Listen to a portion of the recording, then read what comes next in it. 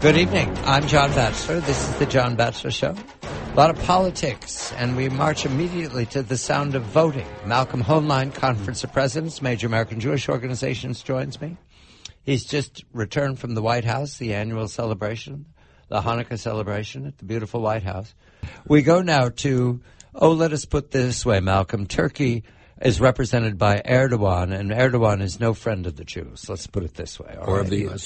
He's a leader of a NATO country, and we welcome Dr. Eytan Cohen. Eytan Cohen is a scholar of modern Turkey at the Jerusalem Institute for Strategic Studies, the Moshe Dayan Center for Middle Eastern and African Research. Dr. Cohen, a very good evening to you. Recently, I aired a report. The debate in Turkey is to deploy the S-400, the ground-to-air system from Russia, to northern Cyprus. In addition, a list of weaponry pushed into northern Cyprus, tanks and other weapons of war.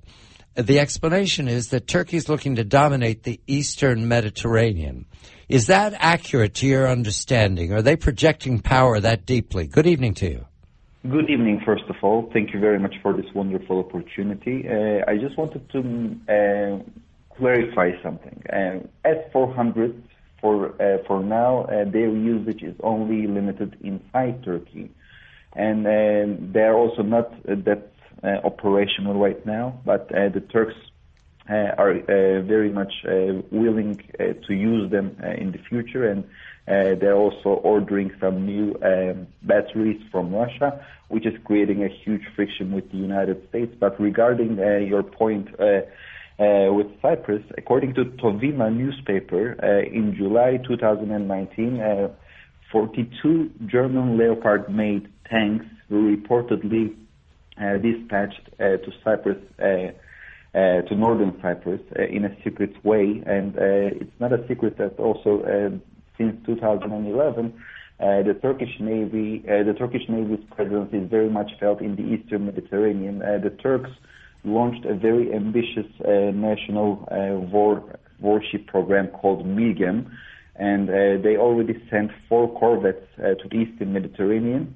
And besides that, we are also witnessing that they already dispatched, in addition to the 4 corvettes, 2 seismic ships and 2 drilling ships. And they're also disturbing the Greek Cypriot vessels, which are trying to find natural gas in the region. So Turkey is supporting its rhetoric with also some very concrete steps in the region. And we can name this as a very concrete brinkmanship policy. And recently, as we all witnessed, in November 2019, Turkey basically signed an agreement with Libya, a maritime border jurisdictional zone accord. With this agreement, Turkey seeks to get the support of the international law. Now we have 2 different versions of agreements and 2 different axes. What I mean is we have an agreement that was ratified by the Greece and the Republic of Cyprus, and this axis is west to the east.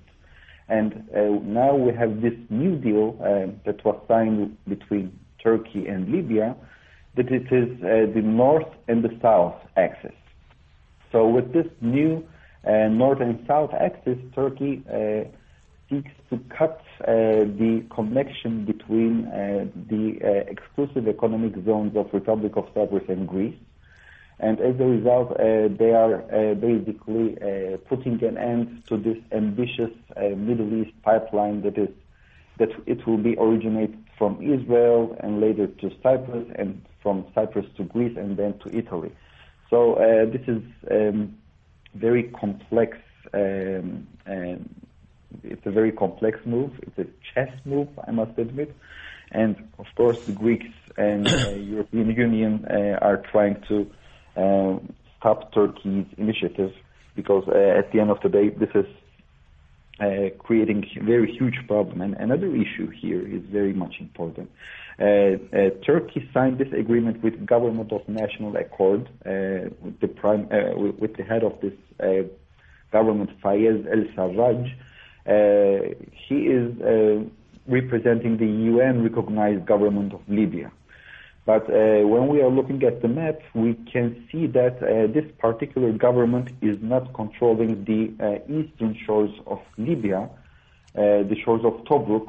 According to the agreement with Turkey, these shores are acknowledged as the maritime borderline of between. Just a minute, Dr. Cohen. I believe Malcolm has a focused question here. Let's look at what you just said. I mean, obviously, this has broad implications for the region. It came right before the NATO meeting. How do you think the Europeans are going to react? Do you think that they will really step up to the plate this time?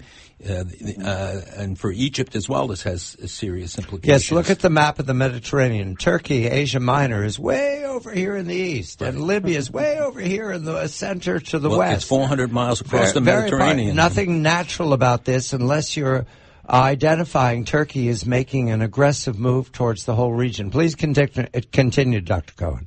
The thing is, when we are looking at the map, we see a very tiny little Greek island called Kastellorizo.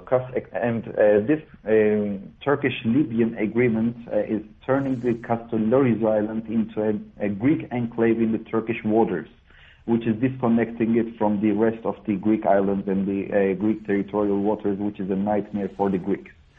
And that's why Greece is very much furious about that, and the Turks are continuing to demonstrate their power next to this island.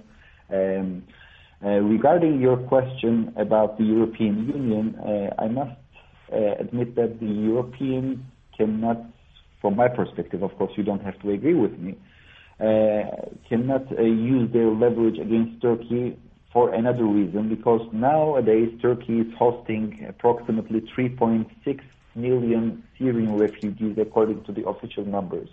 And Mr. Erdogan continuously threatening the European capitals that he will open the borders of Turkey so that he will create a refugee influx into the European Union. And as a result, we see that Europeans are very much deterred because of the Syrian refugee influx threat of Mr. Erdogan. So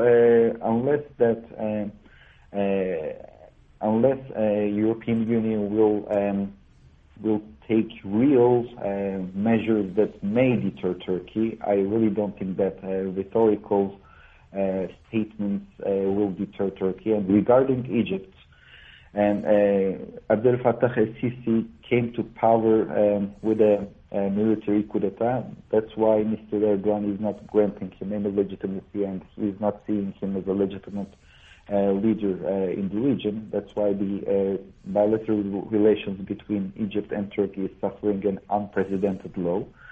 But until today, the friction between the two countries did not escalate to a military deterioration.